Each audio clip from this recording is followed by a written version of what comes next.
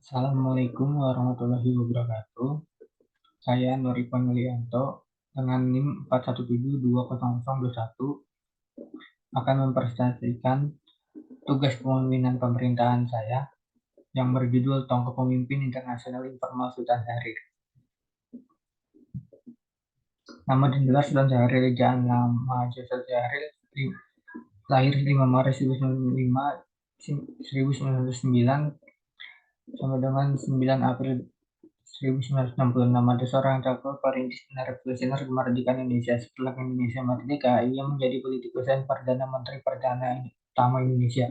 Ia menjabat sebagai Perdana Menteri Indonesia dari 14 November 1945 hingga 20 Juni 1947. Saat mendirikan Partai Sosial Indonesia pada tahun 1948, ia meninggal dalam pengasingan sebagai tawanan politik dan dimakamkan di Kalibata, Jakarta. Sultan Syahrir ditetapkan sebagai salah seorang pahlawan nasional Indonesia pada tanggal 9 April 1966 melalui Kepres nomor 76 tahun 1966.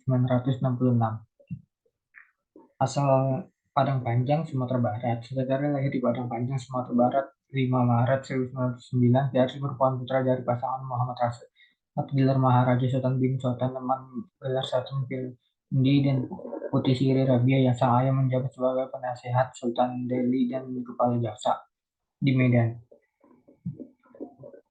Riwayat Sultan Syahrir di Padang Panjang, Sumatera Barat berpasangan Muhammad Rasad dengan gelar Maharaja Sultan bin Leman dan gelar Sultan Pendiri dan dari Kota Padang Agama Sumatera Barat dan Putih Siti Rabia yang berasal dari negeri Natal.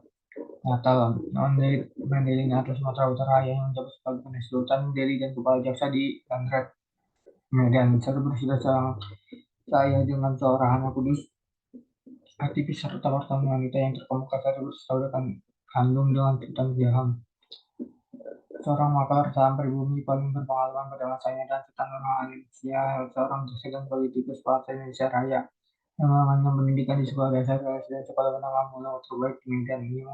Hal ini mengantarkannya kepada berbagai buku-buku asing dan ratusan novel Belanda. Malamnya ia mengamen di Hotel Delbor, hotel lanjutan atas dan hotel terkhusus untuk tamu-tamu Eropa pada tahun 2026. Ia selesai dari Mulo menunjukkan atas tenis di Bandung. Di sekolah itu dia bergabung dalam monitor mahasiswa sebagai sutradara, penulis skenario dan juga aktor. Hasil mayoritas itu digunakan untuk membiayai sekolah yang ia dirikan. Masa penuh Jepang, sementara Soekarno dan kemudian membangun jaringan gerakan bawah tanah atas basis Syahrir.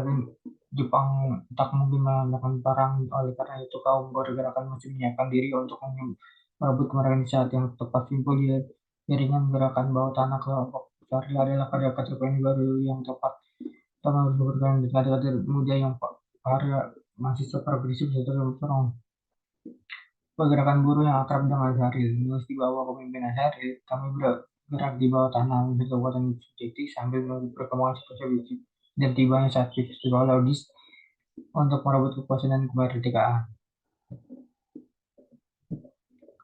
Gelar dan pahlawan sebagai balas jasa di tanggal yang sama dan tepat ketika Soekarno meninggal dunia, pemerintah menganugerahkan gelar pahlawan nasional Indonesia kepada Sultan Syahrir atas jasanya sebagai salah satu pendiri Republik Indonesia melalui Kepres nomor 76 tahun 1966. Karyanya, pikiran dan perjuangan, pergerakan Sukarija, perjuangan kita, Indonesia Overchanging, renungan Indonesia, Out of Exile, renungan dan perjuangan, sosialisme dan marxisme, karang-karangan dalam sikap suara sosialis dan majalah-majalah lain, sosialisme Indonesia pembangunan, dan tahunnya di sampingnya. Jabatan Syahrir Perdana Menteri pertama Republik Indonesia, Ketua Partai Sosial Indonesia atau disebut PSI, Ketua Delegasi Republik Indonesia pada Keperundingan Negara Jati, Duta Besar Keliling, Ambasador Atlet Republik Indonesia. Akhir hidup Syahrir tahun 1955, PSI gagal mengumpulkan suara dalam pemilihan umum pertama di Indonesia. Setelah kasus PRRI tahun 1958, hubungan Syahrir dan Presiden Soekarno memburuk sampai akhirnya PSI dibubarkan tahun 1960, tahun 1962 hingga 1965. Cara ditangkap dan dipenjarakan tanpa diadili sampai menderita stroke. Setelah itu Jari diizinkan untuk berobat ke Zurich. Salah seorang kawan dekat yang pernah menjabat wakil ketua PSSI Sugondo Juswito mengantarkannya ke Bandar Kemayoran dan Jahir memeluk Sugondo dengan air mata. Jahir meninggal di Zurich 9 April 1966 pada usia 57 tahun. Ia meninggal dalam pengasingan sebagai tawanan politik dan dimakamkan di TMP Kalibata, Jakarta.